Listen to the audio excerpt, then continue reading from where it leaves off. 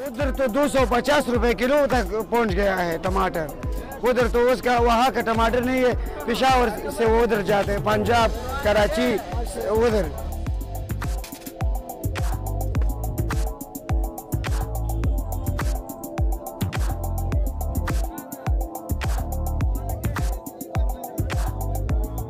तो अफगानिस्तान से आ रहा है।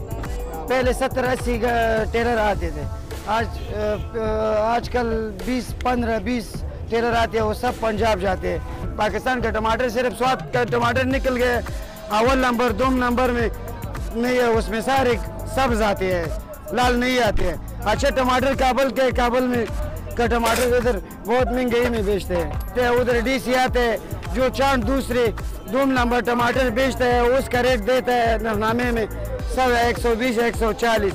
अच्छी चीज़, अच्छी टमाटर जो भी बिकता है उसमें डीसी नहीं कि उसका रेट मालूम करे कि किस रेट पे बिकते हैं, किस रेट नफनामा का रेट दे दूँ। आजकल तुमने ईरान का टमाटर देखा है, 1 किलो में 2 दाने अच्छे, वो सारे दागी है।